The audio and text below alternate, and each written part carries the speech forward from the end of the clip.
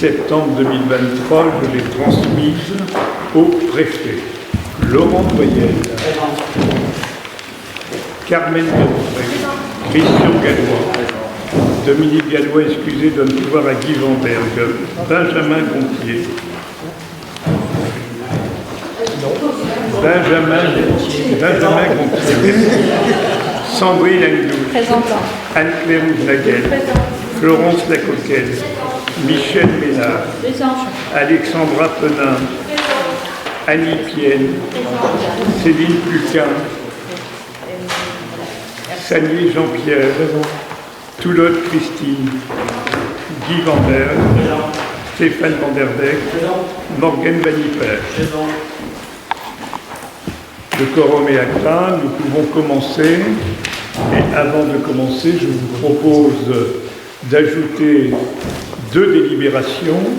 La première concerne un renouvellement de bail précaire et la deuxième, une convention de participation pour 30 millions d'ennemis. Pas de souci, on est d'accord pour inscrire ces 2 sujets. Y a-t-il des oppositions, des abstentions? Très bien, je vous remercie. Premier sujet à l'ordre du jour, l'approbation du procès-verbal de la séance précédente. Y a-t-il des questions, des observations, des demandes de correction, d'ajout, de modification, de retrait? Ou peut-on considérer que ce compte-rendu est fidèle au débat que nous avons eu?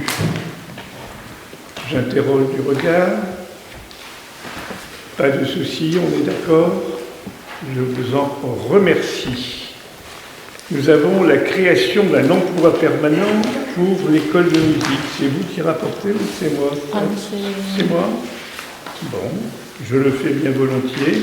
Vous savez que nous avons tous les ans une animation dans les écoles à partir d'une musicienne. Notre musicienne de l'an dernier ayant quitté, nous en avons une nouvelle qui intervient. L'intervention suppose d'abord la création de l'emploi permanent, même si c'est un emploi à temps partiel. Donc je vous demande si vous êtes d'accord pour que nous puissions continuer cette animation qui commencerait à partir de début novembre. Pas d'opposition? Pas d'abstention? Comment? Vous avez trouvé la personne? Oui. Pas facile, hein? Pas facile. Laure l'a reçu également, hein. On l'a reçu à 2. Bon, apparemment, ça a l'air d'aller. Le projet est intéressant. Le contact avec les enfants est bienveillant, ce qui est essentiel. On n'est pas là pour faire de la discipline, on est là pour faire de l'animation et de l'encouragement. J'espère, on évaluera ensuite, hein. Ça va? Donc si vous êtes d'accord avec ça, il faut modifier le tableau des effectifs, puisqu'on passe de 8 à 9 sur cette ligne-là. Y a-t-il des questions particulières sur ces 2 sujets qui sont vraiment très techniques? C'est la vie quotidienne de la ville, là, hein. Oui. Alors, où est-ce qu'elle habite? Je crois que c'est Éther. Oui, c'est ça. Je le dis de mémoire, c'est ça, Éther, je pense. Éther. Il y a eu que celle-là comme candidature ou il y en a eu d'autres? Comment? Il y a eu que celle-ci comme candidature ou il y en a eu d'autres? Non, on a eu que celle-là. Donc, sur la création de l'emploi, pas de problème, on est d'accord? Sur la modification du tableau des effectifs pour qu'on soit en conformité et qu'on ne soit pas retoqué par le service, le contrôle de l'égalité, pas de problème, on est d'accord. Je vous remercie et on arrive au point suivant sur la participation des communes partenaires à LSH Petites Vacances, octobre 2023. Là, c'est bien vous, là. Oui. Bon, allez, je vous donne un micro. Merci. Bien, donc concernant cet accueil de loisirs pour les petites vacances, donc nous étions depuis quelques années régulièrement interpellés, aussi bien par les représentants des communes partenaires que par de nombreux parents qui souhaitaient que l'accueil de loisirs pour les petites vacances soit aussi accessible aux communes partenaires. Donc, ce sera une première expérience, donc ce sera fait donc pour les petites vacances d'octobre. Donc, nous ouvrons notre accueil de loisirs aussi aux communes partenaires. Donc nous avons contacté chaque commune partenaire pour savoir si cette commune était encore intéressée par le fait de participer à cet accueil. Et donc les 6 communes sont évidemment ravies de pouvoir participer donc, à cet accueil de loisirs. Donc c'est Elodie Belleroy qui va organiser cet accueil de loisirs.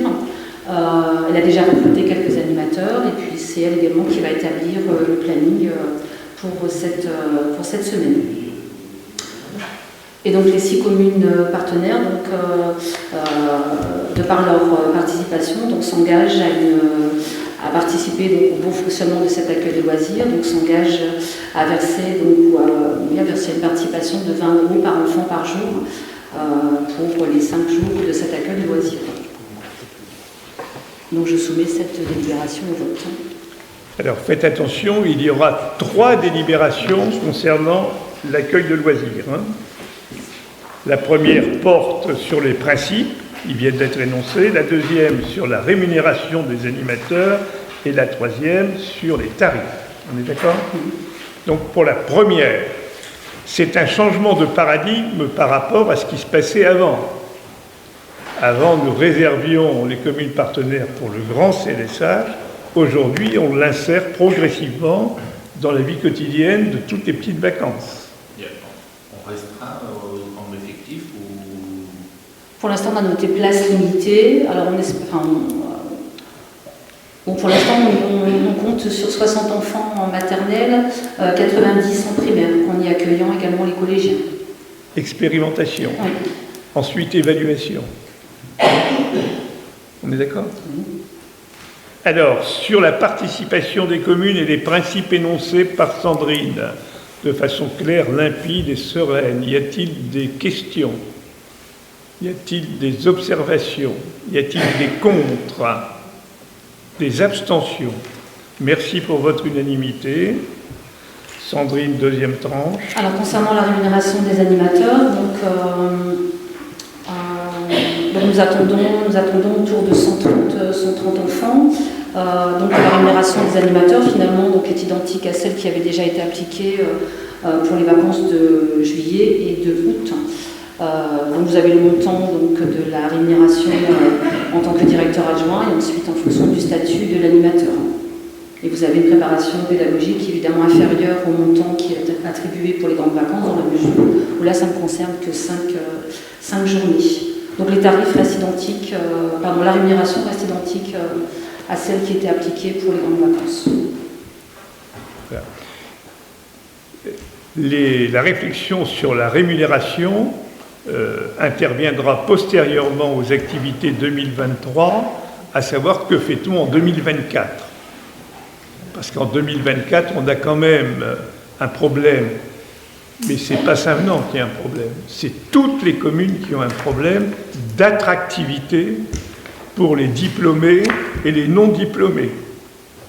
Et quand on a ce problème d'attractivité, se double un deuxième problème, celui de la qualité des candidatures.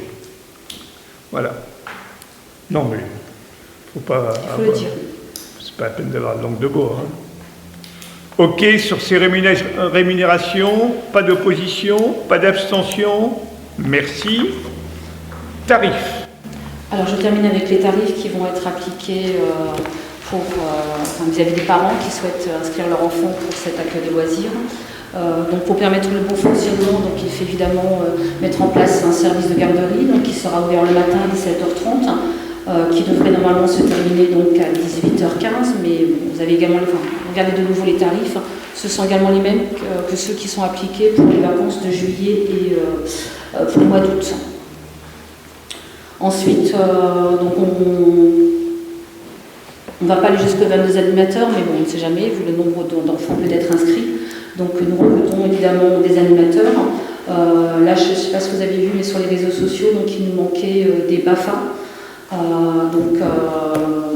Vous avez demandé à Stéphane qu'il puisse... des animateurs BAFA, oui, il nous manquait des animateurs BAFA pour au départ faire face au nombre d'enfants. Donc merci encore à Stéphane qui a relayé l'information sur les réseaux sociaux. Et donc concernant le tarif qui est demandé aux familles, même chose, c'est le tarif qui était déjà appliqué aux vacances de juillet et mois d'août. Donc évidemment, le tarif dépend du quotient familial, et puis en fonction si un enfant ou deux enfants s'inscrivent. Voilà. Que ce soit pour les recettes ou les dépenses, on maintient les tarifs 2023. La réévaluation se fera après la rencontre avec les maires des communes partenaires. Pas de soucis, pas d'opposition, pas d'abstention. On en est où maintenant? Il nous manque encore combien d'animateurs là? Pour l'instant, nous avons nos animateurs. Ça va? Oui. Bon. Nous avons recruté 14 animateurs. C'est bien. C'est pas facile hein, d'organiser ça. C'est même de moins en moins facile. Mais bon, on est là pour ça. C'est des animateurs qu'on a eu cet été, c'est les animateurs de cet été Certains, oui, certains avaient connaissance d'un accueil de loisirs pour les petites vacances, donc ont postulé. Et après, on a fait en sorte de quand même recruter des animateurs qui font partie des 6 communes partenaires également de Saint-Paul. D'accord. Bien, merci pour votre soutien à cette politique en faveur des jeunes. Question suivante, dépôt des archives auprès des archives départementales du Pas-de-Calais. Nous avons reçu les responsables des archives qui ont regardé nos documents, nos registres paroissiaux et d'état civil sur la période 1590-1903. Et nous avons considéré qu'à un moment donné, il était peut-être temps de sauvegarder un peu mieux que dans nos bâtiments ce patrimoine remarquable. Et donc la proposition qui vous est faite, c'est d'accepter le transfert, pas la propriété, le transfert des archives communales vers les archives départementales du Pas-de-Calais, sachant que nous restons propriétaires, mais c'est une façon de garantir la sécurité de ces documents de plus en plus prisés. Plus les gens sont déracinés, plus ils cherchent leurs racines. Voilà. Pas de problème là-dessus, on est d'accord? Je vais même y ajouter un petit livret que j'ai retrouvé des années 1672. Je ne sais plus qu'est-ce qu'il contient, mais je vais leur donner pour le plaisir d'ajouter à la collection. Pas de souci, on continue. Bail commercial 73 rue de Paris. Vous savez que Sandra Martin a décidé il y a pratiquement 1 an d'arrêter son activité. Nous avons créé une commission pour recevoir les personnes qui étaient susceptibles de reprendre cette activité, sous la responsabilité, je crois, de Michel Ménard. C'est elle qui organisait ça. Nous avons arrêté notre choix sur une personne de Villers qui va ouvrir le 1er novembre. Et cette personne de Villers nous disait, finalement, je crois que je vais plutôt concentrer mon activité sur Savenans, et auquel cas, je souhaiterais pouvoir bénéficier du logement à l'étage. Il s'agit donc, si vous en êtes d'accord, de décider d'accepter la location du rez-de-chaussée d'une part, j'ai dit l'étage, mais c'est le rez-de-chaussée, d'accepter la location du rez-de-chaussée pour qu'elle puisse entrer dans ce bâtiment et commencer son activité pour le 1er novembre, si mes souvenirs sont exacts, de décider, pour lui permettre de se mettre en route, une mise à disposition gratuite du 1er novembre 2023 au 31 janvier 2024, puis ensuite de fixer le montant du loyer à 50% de sa valeur du 1er février 2024 au 30 avril 2024, et enfin un loyer complet de 800 € par mois, toutes charges comprises, à partir du 1er mai 2024. Ce que je voulais vous dire également, c'est qu'elle a fait l'expression de vouloir habiter là, et que la commission, le bureau tout à l'heure, a donné une acceptation de principe pour un loyer du logement à l'étage de 400 à 500 €. On n'a pas décidé de façon très précise, mais ce serait des fourchettes. Oui, oui, ce qui est mieux. Donc c'est 50% pour les ouvriers 30 avril, c'est ça? Oui. C'est des pratiques. On avait pas parlé de faire un accès séparé pour le à un moment donné, il me semble. Si, Comment elle prend tout. Alors, c'est Jean-Pierre qui s'occupe de ça pour que les travaux, les aménagements à minima soient faits dans l'attente d'une certitude d'évolution. On viendra après, s'il y a lieu, à faire quelques travaux supplémentaires. Pour l'instant, c'est ouvert à personne. Voilà, d'accord. On est OK? Pas d'opposition? Pas d'abstention? Je vous en remercie. Nous avons à approuver le rapport de la CLECT du 15 juin 2023 de la Cabalère relative à l'Oisinor. Alors la CLECT, c'est quoi?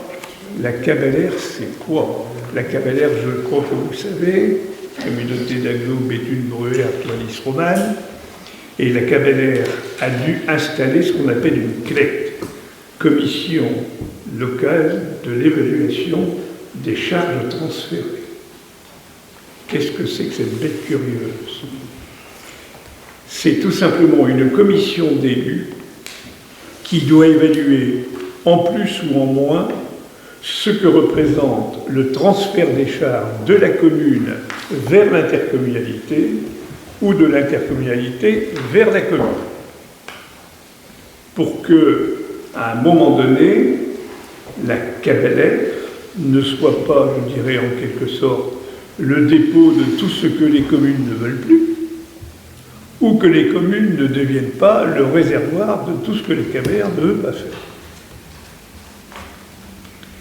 Quand c'est la Cabalère qui ne fait plus, ça ne s'appelle pas la CLECT, ça s'appelle des allocations compensatoires. Et quand vous regardez la somme payée par la Cabalère à la ville de Saint-Jean, il y a un certain nombre d'allocations compensatoires, puisque la Cabalère n'assure plus un certain nombre de services qui étaient assurés avant par l'intercommunalité Artois-Lys Romane. Exemple, l'éclairage public. Exemple, le chapiteau, etc., etc. Il y a plusieurs exemples comme ça. Par contre, il y a des exemples qui vont dans l'autre sens. Est-ce que la ville de Saint-Jean a transféré des charges à la Cabalère? La réponse est oui. Elle a transféré une charge, c'est l'Equiandi. Et là, pour l'instant, il n'y a toujours pas d'accord sur le montant de la charge transférée. On approche de l'accord, mais il est assez long à accoucher. Et après, la Cabalère intervient sur le maintien ou le non-maintien de ces charges transférées. Ici, il nous appartient d'approuver le rapport de la CLECT du 15 juin qui dit la nouvelle relation existante entre la ville de Neu-les-Mines et la communauté Béthune Bruay et Artois-Lys Romane en ce qui concerne l'Oisinor, une partie de l'Oisinor, c'est-à-dire en fait l'étang, si mes souvenirs sont exacts, d'accord, qui va de nouveau être intégré dans le domaine communal. Voilà. Les évaluations ont été faites, évaluation contradictoire, la commission s'est présentée devant la commission des finances de l'intercommunalité, mais la loi exige que tous les rapports passent devant les conseils municipaux, le maire ayant deux possibilités, soit dire que ce qu'a fait la Cabalère est bien, c'est ce que je vous propose de dire ce soir, soit que vous votez contre, et dans ce cas-là, ça fait partie des oppositions tout à fait légitimes qui peuvent exister dans une intercommunalité. Est-ce que j'ai été clair? Si j'ai bien compris, à l'origine, c'est Neu-les-Mines qui demande à reprendre. Alors, le problème, je vais vous expliquer, mais non, c'est pas hors conseil. Je peux le dire pour les différentes autres fonctions qui sont les miennes. En réalité, quand la Cabalère a repris le stade de Glisse, d'accord, il y avait déjà un problème sérieux d'alimentation en eau. Aujourd'hui, c'est plus un problème sérieux. C'est carrément une impossibilité de maintenir le niveau d'eau parce que le fond de bâtonite est complètement percé à certains endroits, ça a bougé, et que le fond de l'étang n'est pas étanche. Voilà. Ça coûte une fortune de remettre de l'eau, et par les temps qui courent, encore faut-il qu'il y en ait. D'accord ? Donc le maire de Nœux-les-Mines, constatant cela, a proposé lui-même la reprise de cette partie à la Cavalère afin de faire une réflexion globale sur ce qui sera certainement plutôt un jardin public avec un certain nombre d'animations pour les enfants. Bon, voilà, dont acte. Nous, le Stade de Glisse, on pouvait considérer que c'était un outil intercommunal structurant. Mais un jardin pour enfants, ce n'est pas un outil intercommunal structurant. Voilà. Moi, je vous propose de donner acte de ce rapport de la CLEC et de considérer qu'il est adopté par notre Assemblée. Pas de soucis, pas d'opposition, pas d'abstention. Je vous en remercie. Alors ici, c'est une démarche à deux temps. Nous avons d'abord à renouveler le bail Monsieur et Madame Lotte. Ceci annule et remplace les délibérations 41 de 2021, 36 de 2022. De quoi est-il question? Monsieur et Madame Lotte avaient en bail deux parcelles, AW309 et AW96, qui sont propriétés communales. Mais monsieur et madame Lotte ont cédé. La cession a eu lieu en cours de mandat. Il s'agit dans un premier bail d'accorder la location à monsieur et madame Lotte pour une durée de 6 mois jusqu'au 30 juin 2022. Puis ensuite d'accorder la location à M. Pruvot-Benoît, repreneur, pour une durée de 6 mois à compter du 1er juin 2022 au 30 septembre 2023. Et enfin, donc de renouveler le bail à M. Benoît Pruvot, puisque le bail que je vous ai fait voter d'abord ici, c'était simplement pour finir l'année agricole. Et maintenant, il y a un nouveau bail qui repart, mais là, pour une durée d'une année renouvelable par tacite reconduction. Voilà. Ça ne change rien aux finances. C'est simplement que, administrativement, il faut que je bloque bien le tout pour que ce soit conforme à la loi et au texte en vigueur. Ça va ? Ben, je vais vous donner des papiers, Christian. Est-ce que j'étais assez clair ou pas? Oui, pas de problème. Donc tu veux les dates? C'est pour le secrétaire. Oui. Donc, accorder un bail à monsieur et madame Lotte du 1er 10-2021 au 30 juin 2022. C'est la moitié de l'année culturelle. Puis, à M. Pruvot-Benoît, du 1er juillet 2022 au 30 septembre 2023. D'accord? Fin de la première année culturelle et fin de l'autre. Et enfin, de donner par délibération d'affecter à M. Pruvot-Benoît pour une année, du 1er octobre 2023 au 30 septembre 2024, ces deux parcelles. Et je reviendrai devant vous fin septembre 2024 pour le faire pour 2025. Voilà. Pas de problème? On est d'accord? Je vous en remercie. Et maintenant, c'est avec un grand plaisir que je donne la parole à Benoît Delbecq pour les décisions modificatives numéro 2, en attendant la numéro 3. La numéro 3, tout à fait. Merci André. Alors, je vais vous demander simplement de prendre ce document que vous avez eu sur table. Donc, pour les décisions modificatives numéro 2, donc c'est des ajustements, rassurez-vous, il n'y a pas de programme complémentaire qui ont été ajoutés, c'est des ajustements de programme. Donc, si vous prenez, donc nous intéresse aujourd'hui, c'est la colonne où c'est marqué PN DM2. Donc, et tout ce qui est en jaune qui est concerné pour ce soir.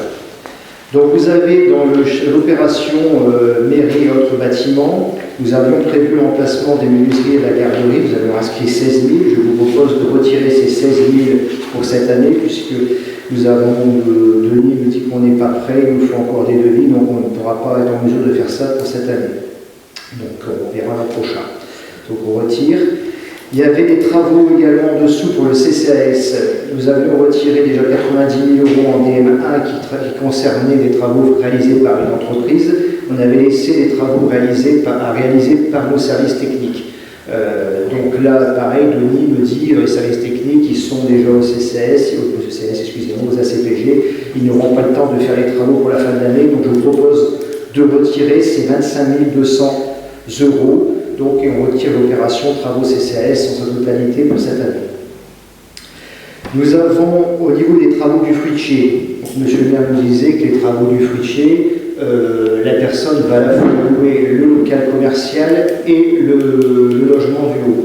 À l'époque, il était question que la personne occupait simplement le bas et le logement n'était pas pris par cette personne. Aujourd'hui, il y a un renversement de situation, la personne souhaite habiter sur place, ce qu'on peut comprendre.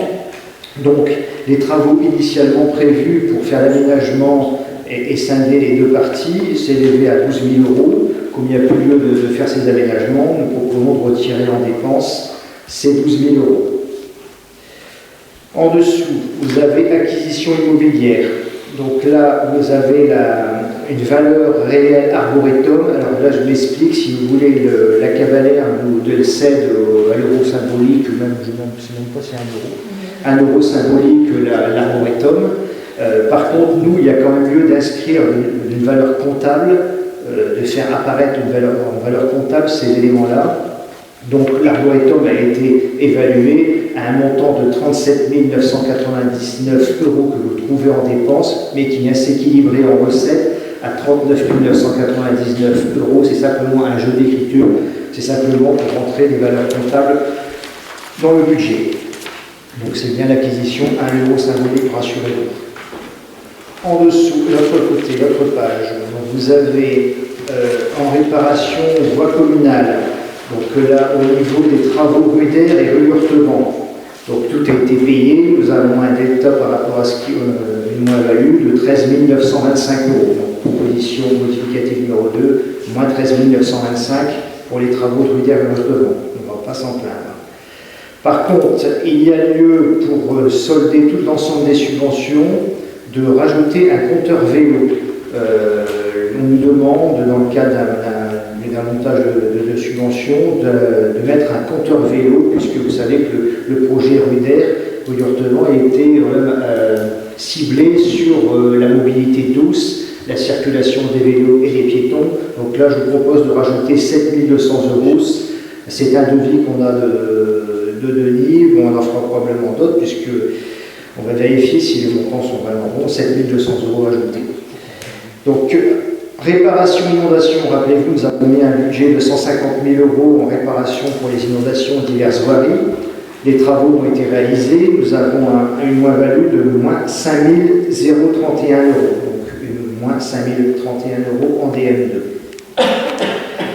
Par contre, concernant des frais d'études chemin de ceinture, si vous voulez, là nous avons engagé des frais d'études sur le chemin de ceinture, puisqu'on nous prévoyons sur 2024 de rénover la partie qui se situe entre les écoles maternelles et CD 916 et peut-être même un peu au-delà d'ailleurs jusque la rue d'Égalité. Nous verrons ça dans le projet. Mais néanmoins, il a fallu engager des frais d'études. Donc là, ces frais d'études, c'est quoi? Si vous voulez, nous avons dû faire des études d'HAP, c'est la recherche d'amiante dans les voiries. Aujourd'hui, quand on lance un dossier de consultation, on doit vérifier avant, nous, en tant que propriétaire de notre voirie, s'il n'y a pas d'amiante dans les voiries. Donc il y a des carottages qui ont été faits, qui seront faits, et c'est à hauteur de 5 000 €. Vous avez également des frais de géomètre, puisque il y a lieu également d'arpenter pour bien définir le fil d'eau, les caniveaux, les écoulements. Donc nous avons des frais de géomètre à hauteur de 3 000 €. Alors ensuite, nous avons création d'un usage rue du Bazamel. Les travaux ont été faits. Nous avons également une moins-value, donc pour 748 €, donc moins 748. Les ordinateurs aux écoles. Nous avons prévu au budget 2242 €. Ces ordinateurs ont été achetés. 7 ordinateurs. Nous avons une moins-value de 424 €. Ensuite, en acquisition immobilière. Donc là, nous avions, si vous voulez, la vente de la parcelle anciennement Terre Lutte à 147 000 €, ce qui était prévu. Et en face, nous n'avions pas de recettes. Aujourd'hui, nous avons un acquéreur pour cette parcelle, c'est Carrefour qui se porte acquéreur, et nous avons donc ajouté en recette un montant de 139 360 €. Après. Ok. Donc ensuite, éclairage public. Donc là, nous avions mis 77 000 €. Aujourd'hui, pour tout vous dire, les devis sont rentrés. Il y a pas mal de devis, nous avons fait pas mal de consultations. Il y a lieu de les analyser. Aujourd'hui, on s'aperçoit qu'on est un peu supérieur à 77 000 € dans les résultats qu'on peut voir. Par contre, il y a lieu d'analyser d'un point de vue financier, d'un point de vue qualitatif. Mais néanmoins, pour ne pas bloquer le chantier, puisque d'ailleurs, si on peut engager les travaux assez vite, nous ajoutons une provision une dépense complémentaire de 33 000 €, donc en dépenses pour les éclairages publics, puisque notre premier estimatif n'était pas bon. Mais il y aura lieu d'ajuster, il y aura probablement une DM3 sur ce sujet-là, puisqu'il y aura lieu d'ajuster peut-être à la baisse, je l'espère, le montant de la dépense. Mais ce que je ne veux pas, c'est bloquer les travaux. Donc nous, les 33 000 qui ont été mis par rapport à ce qu'on a pu, les offres que nous avons reçues. Alors ensuite, vous avez au niveau du clos couvert hospice, là nous avons des avenants qui arrivent. Bon, je dirais que c'est des avenants qui restent limités par rapport à l'ampleur du chantier, hein, puisque vous voyez, nous étions sur 1 068 000 €. Nous avons des avenants sur le clos couvert des locaux associatifs de 27 000, de plus 27 000 €, qui sont tous très, très raisonnables par rapport au chantier. L'intérieur de la maison des associations, donc là pareil, nous avons un avenant de 112 000 € par rapport aux 1 391 000 € qui était prévu au départ. Donc 112 000 €, ça reste relativement modeste. Nous avons mis une provision, puisque nous savons que le chantier évolue, on trouve régulièrement des surprises. Alors dans les avenants, si vous voulez, vous pouvez découvrir, je crois dans les 27 000 € par exemple, on a découvert de l'amiante à un endroit que personne ne savait qu'il y avait des amiantes, puisqu'il y avait un coffrage, c'était caché. Donc on a découvert de l'amiante, il y a des plus-values à ce niveau-là. Voilà. Mais nous avons ajouté 18 288 € en provision pour d'autres petites surprises que nous pourrions avoir. À la dernière page, donc, vous allez trouver en recette moins 7 200 €. Alors là, c'est l'autofinancement de la section de fonctionnement qui va verser, le fonctionnement va verser 7 200 € en moins, et je vais vous expliquer après, on ira voir la partie fonctionnement. Là, nous avons donc un budget d'investissement qui est équilibré à hauteur de 5 712 238,06 €. Voilà. Alors, je ne sais pas si on votera peut-être, on va passer sur le fonctionnement. Tu votes l'investissement en passant au fonctionnement ou tu votes un peu? Alors là, vous allez prendre la section de fonctionnement, ce document. Je m'explique parce que vous avez les 7 200 €. Vous savez que quand on fait le résultat, à la fin, le fonctionnement fait un transfert à la section d'investissement. Là, comme nous avons supprimé des travaux, si vous prenez la feuille section de fonctionnement en recette, vous allez voir qu'au chapitre 722, immobilisation corporelle, nous avons mis moins 25 200. Ces moins 25 200 correspondent à la fois aux matériaux et à la main-d'œuvre qui a été réalisée en régie pour les travaux du CCAS ici derrière, ce que nous avons supprimé tout à l'heure.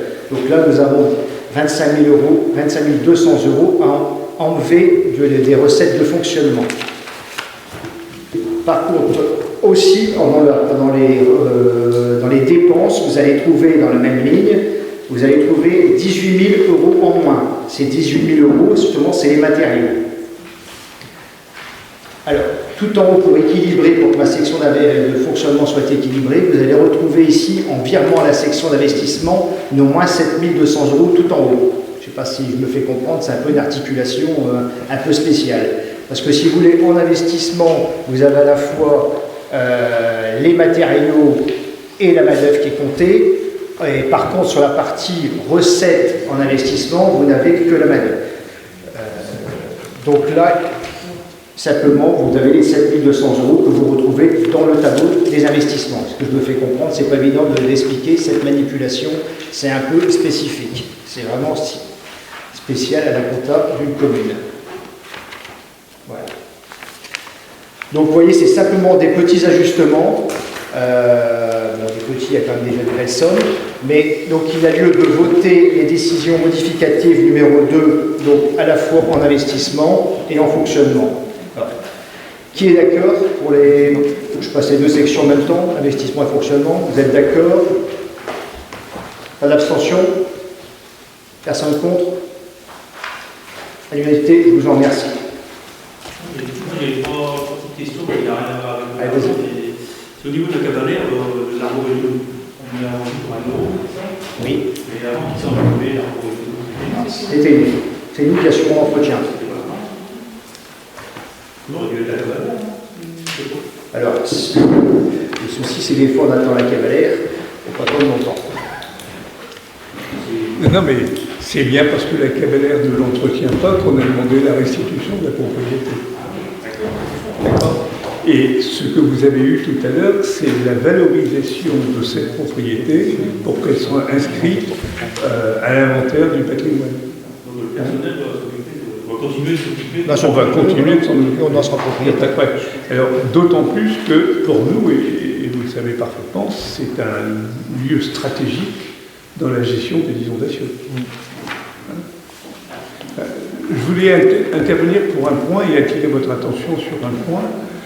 Nous avons vendu la friche Terre-Lutte et quand vous regardez le delta entre ce que cela a coûté, ce que la ville a payé à l'EPF et ce que la ville va recevoir de Carrefour, il y a un delta négatif de l'ordre de 7 000 €. Voilà. Ce delta négatif est à regarder par rapport à deux critères. Le premier, c'est que l'EPF porte pour nous depuis 5 ans sans intérêt ce dossier financier. C'est-à-dire que les 140 000 sont portés sans intérêt par l'EPF depuis 5 ans. Ça mérite d'être regardé. La deuxième, c'est qu'en faisant cette vente, nous évitons une division cadastrale. Or, la division cadastrale est à la charge de la commune. Elle est estimée entre 3 et 4 000 €. Il y a un budget annexe. Voilà. Et on serait obligé de faire un budget annexe. Donc, la simplification administrative fait qu'on s'en sort bien dans cette affaire. Voilà, mais vous l'aviez déjà voté, mais je voulais vous le dire quand même. Ça va, on peut... Après, la deuxième question, c'est de vous dire ce que c'est qu'un compteur à vélo. Les compteurs à vélo, je ne sais pas comment Un compteur à vélo, c'est un instrument qui est posé au sol et qui permet de mesurer le nombre de passages, vélo ou piéton. Qui va rester. Voilà. Et qui va rester. D'accord. Après, il y a encore aussi au niveau du busage de la rue de Barnet, il a été allumé. Il a dit que le busage du Barnet, il a été allumé. Combien de fois il est déjà allumé? Du Bazamel ou de la rue Hortevent, tu parles? Du Barnet. Là, il y a le nom de la Le Bazamel, c'est pas qu'il est abîmé, c'est qu'il y a un pot qui a été enlevé, puisqu'il y avait un pot à regard qui avait été positionné au bout de ce busage, et il s'est avéré que l'exploitant dont sa canalisation passe sous la voirie ne pouvait pas se brancher, parce que le busage passe sous la voirie, arrivé dans ce gros regard. Le souci, c'est qu'à un moment donné, l'agriculteur, ses tuyaux, c'est des gros tuyaux, il ne peut pas se brancher, il ne peut pas piller un tuyau. C'était impossible. On était à une période critique où il y avait une nécessité d'irriguer. Il a fallu prendre la décision, qu'est-ce qu'on fait? On a dit, le regard, on l'enlève. Donc le regard a été enlevé. Maintenant, de dire que le busage était détérioré, non, il y a un regard qui a été enlevé, oui. C'est ça. Alors à la base, on a posé, on a mesuré. En gros, il est trop loin. Ils ont été trop loin, tout à fait. Pas d'autres questions? Merci. Question suivante. Passage à la M57. Alors, je vous fais simplement une information ce soir. La M57, c'est la nomenclature budgétaire et comptable de toutes les collectivités territoriales. C'est-à-dire que la M57 vise à avoir une lecture beaucoup plus précise de l'évolution de notre comptabilité, avec en particulier un assouplissement des règles en ce qui concerne la pluriannualité des crédits, la fongibilité des crédits et la gestion de dépenses imprévues. Donc nous devons être prêts pour le 1er janvier 2024 et vous aurez à délibérer sur le référentiel M57 que nous mettons en place pour la commune de Saint-Venant lors du conseil municipal d'octobre. Pour l'instant, c'est simplement une information. Il n'y a pas de vote. Ça va? Pas de problème? Vous avez sur table un beau document riche d'informations sur les rapports annuels sur la qualité et le prix des services publics de la Cabalère. Il n'y a pas de vote, il s'agit simplement de prendre acte que tout ceci a été présenté au conseil municipal et que ce rapport vous a été communiqué. Voilà. Je n'interrogerai pas à la prochaine session pour savoir si vous l'avez lu intégralement et si vous avez retenu les informations.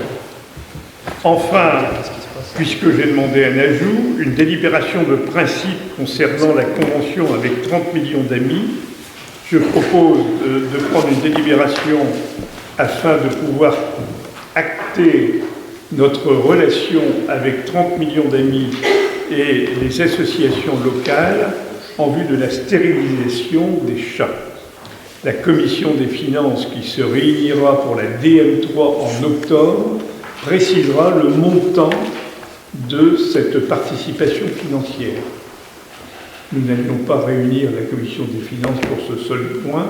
Donc le principe, c'est que nous actons l'accord ce soir d'une participation et le montant sera décidé à la réunion de la commission des finances préparant la DM3, puisque Benoît vous a dit tout à l'heure dans la délibération financière qu'il nous restait des ajustements à faire et des compléments d'études à faire sur ce qui concerne l'éclairage public. Nous reviendrons donc devant vous avec les chiffres précis et l'analyse technique précise, étant donné que c'est un gros enjeu pour ce qui concerne les économies en ce qui concerne l'éclairage public et l'efficience d'un éclairage de haute qualité environnementale. D'accord? Voilà. Nous arrivons aux questions diverses. Dans les questions diverses, je voulais souligner, et vous l'avez sur table, l'excellent rapport de Jean-Marie Béron sur ce qui concerne les rivières, cours d'eau et fossés 2023, avec d'une part la répartition de ce qui est d'ordre intercommunal et de ce qui est d'ordre communal, la présentation du réseau très complexe des cours d'eau sur Saint-Venant, avec à la fois les variations pour ce qui concerne les noms et sur ce qui concerne les débits, et enfin une carte qui vous reprend l'essentiel de ce que nous avons fait. Deuxième point, vous avez également un arrêté municipal concernant la sécurisation des voiries communales en ce qui concerne l'enlèvement des betteraves sucrières. Vous savez que nous avons une caractéristique depuis quelques années, c'est qu'aucun camion ne croise un autre camion et que tout permet de tourner dans un sens qui est précis. J'ajoute que vous avez, si vous voyez des dysfonctionnements, c'est-à-dire des non-respects, vous pouvez avertir Jean-Marie Béron de jour comme de nuit, puisque c'est une période souvent complexe où les camions sont peut-être un peu surchargés, l'intention n'est pas toujours de respecter les sens de circulation, d'accord? Et voilà, donc c'est la tranquillité des gens qui est mis en cause dans cette affaire. En tout cas, je le remercie de ces 2 documents. Guy Vanmer me pose une question pour savoir si le propriétaire du bateau installé derrière les services techniques paye un loyer à la commune. La réponse est que nous avons mis pendant 4 mois à disposition un espace pour pouvoir stocker ce bateau en contrepartie d'un don au CCAS. Si ce bateau n'est pas parti, il sera ensuite soumis à une location. Mais je ne voulais pas non plus que soit handicapé le nouvel exploitant qui fait bien son boulot. Voilà. J'ai reçu de Dominique Gallois un texte assez long relatif d'abord au fait qu'il était absent aujourd'hui, puisqu'il est en vacances, et relatif à des questions, une liste de questions qui concernent l'antenne relais. Alors, je vais d'abord faire un point pour ce qui concerne l'antenne relais, Free, avant de vous expliquer la suite des événements. Les responsables de Free, je les ai reçus le 12 septembre 2023. Ce n'est pas la première fois que je les recevais, mais je les ai reçus à nouveau le 12 septembre 2023. Alors, pour ceux qui n'auraient pas suivi l'actualité sur les réseaux sociaux, sur l'angoisse des uns, les applaudissements des autres, de quoi est-il question? Il est question que Free mette une antenne supplémentaire dans le quartier du Noppico, c'est ça? Pas très loin de Isberg, dans la belle plaine de Saint-Venant, au milieu d'une pâture, d'accord? Et donc ceci a créé quelques émois ici ou là. L'état des lieux est le suivant. Les responsables Free nous ont informés le 12 septembre des conditions de la faisabilité de leur installation. Et nous ont expliqué l'étendue de la zone d'amélioration du réseau. C'est-à-dire, je crois me souvenir, 600 mètres autour de ce mât. Free confirme donc le 12 son souhait d'implantation. Après discussion et échange, petit a, il est décidé de déposer un nouveau dossier d'information qui sera mis à la disposition du public. Ce dossier d'information sera disponible en septembre-octobre. Alors, je vois l'opposition qui essaie d'écrire tout ce que je dis. La note qui est écrite est à votre disposition. Elle est complètement transparente. Mais vous pouvez continuer. Deuxièmement, de déposer une déclaration préalable de travaux.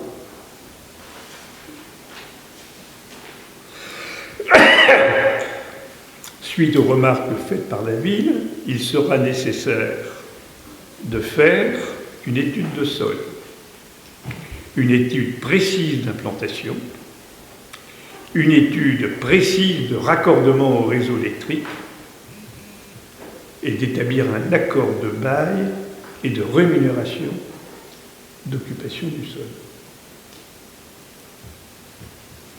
En cas d'accord, et uniquement en cas d'accord, il y aura un arrêté municipal qui comportera, petit a, un état des lieux des frais d'extension à la charge de l'opérateur. Petit b, les contraintes techniques imposées suite à l'application du PPRI, plan prévisionnel des risques d'inondation. Petit c, les conditions locatives et des obligations de retour à l'état initial en cas de résiliation du bail. Un état des lieux précisera les responsabilités respectives. Un panneau d'affichage, lieu d'implantation et mairie permettra la diffusion de l'information à tous les citoyens. Et enfin, il y aura un calendrier des travaux. La ville mettra à disposition du public, pour recueillir toutes mes remarques, objections ou propositions citoyennes, un cahier qui sera disponible ici consultable également par tous. Voilà. Donc en l'état actuel des choses, cette discussion, pour intéressante qu'elle soit, n'engage strictement en aucun cas la mairie, s'il y entend qu'il n'y a pas un retour sur les conditions initiales qui ont été posées. Voilà la réalité des choses. Donc, je mettrai dans le cahier la remarque de monsieur le maire, monsieur le délégué gallois, parce qu'il me parle aussi de la présence de cigognes, de chauves-souris, etc., du stockage de l'eau qui ne serait plus une priorité, de pertes de terres cultivables qui seraient compensées, voilà, etc. Tout ceci fait partie des questions légitimes, mais d'une approche non scientifique, je dirais, des propositions que nous avons faites suite à la réunion du 12 septembre. Voilà ce que je voulais vous dire. S'il y a des interventions de la part des uns et des autres, il n'y a aucun problème. Je reçois vos remarques, doléances et interrogations avec attention et bienveillance.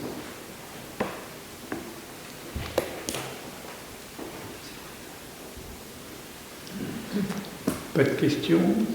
Pas d'observations? Voilà. Bien.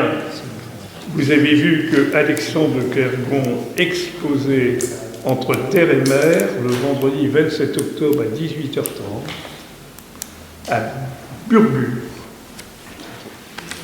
Je n'ai pas reçu d'autres questions diverses. Je regarde le conseiller. Petite question, ça me regarde. Tu mets 48 heures pour répondre à la question. T'as fait un peu d'artifice le 16 septembre, c'est bien. Ah, c'est pas. C'est le comité des fêtes, finalement. C'est pas le comité des fêtes. C'est la ville. C'est la ville. Alors moi, j'ai vu dans le journal, il n'y a pas bien longtemps, que ça apparaissait comme des dépenses secondaires à superflues. Bon, je ne sais pas si c'est toujours l'actualité. C'est l'artifice. Alors, le feu d'artifice, si je devais décider en 2024 de faire un feu d'artifice, je considérerais que c'est une dépense superflue.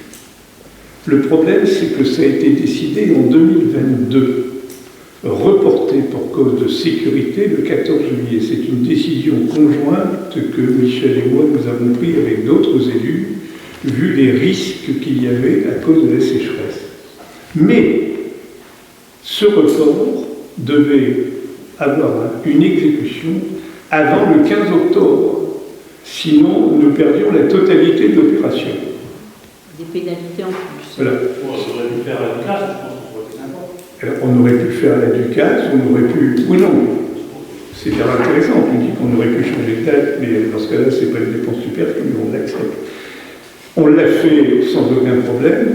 Moi, je suis resté à l'entrée, on a satisfait 350 personnes, souvent des familles, beaucoup de jeunes. Je trouve que c'était pas mal, c'est bien. Voilà. Alors après, on peut toujours discuter. Peut-être que la Ducasse, ça aurait été bien. Peut-être.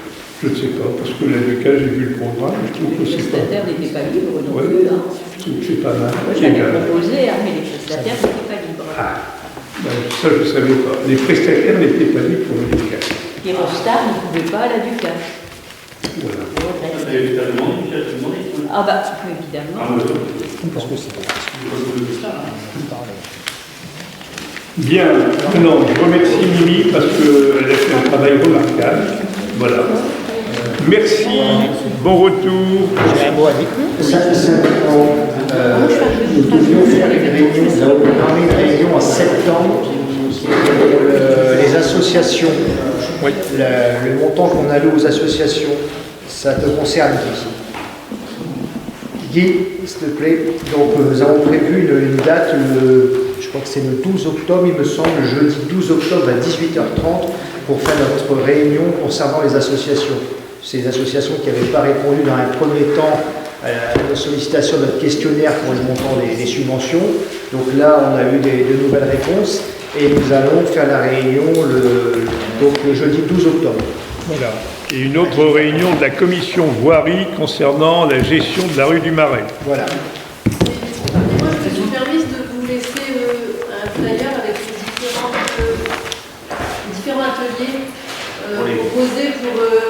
bien vieillir après 60 ans ou pour les personnes de plus de 60 ans. Parce que ça ne montre pas un franc succès, c'est gratuit, c'est proposé par des professionnels de santé de Prévac, et ça a du mal à démarrer. Donc en fait, je me suis permis de vous mettre les infos sur papier, parce que ça passe sur les réseaux. Si vous connaissez des personnes, si vous pouvez leur en parler. Non, je peux pas non, t'as plus de 60 ans. Donc voilà, pour essayer de vous aussi faire publicité, si vous pensez à des personnes. Quand je pense à une personne qui a des problèmes de sommeil, je vais dans sa boîte aux lettres en lui disant si ça peut t'intéresser. Et c'est vrai que l'alimentation, les gens ne comprennent pas. Ils disent moi j'ai votre problème d'alimentation, il faut ce qu'on peut apprendre. Mais c'est plein de petites choses. Je veux dire, s'ils ont l'hypertension, la diététicienne elle voit avec eux, souvent les cardiologues leur disent pas de sel. Le diabète, voilà, je sais pas, elle ne va pas donner des plans. Des plans diététiques, elle donne seulement des petits conseils, et puis après ça se termine parfois par des ateliers. Voilà. Bien. Oui, Jean-Marie, tu veux y aller? Bon, on t'inscrit, t'inquiète pas, tu veux quoi? Une information. Ah, je pensais que tu voulais t'inscrire pour les troubles du sommeil. Dans le cadre des inventaires piscicoles, il y a une pêche électrique qui est organisée sur le Gardel, le mercredi 27 septembre à partir de 8h30. Très bien. Si j'essaie d'y aller. Très bien. Voilà. Et j'indique également que nous aurons la semaine prochaine la visite de l'évêque qui vient à l'EPSM, mais qui également rencontre, je crois, les élus qui le souhaitent, à Bune. Le 5 octobre. 5 octobre à Bune, 18h30, 20h30, c'est ça? Voilà. Merci, bon retour.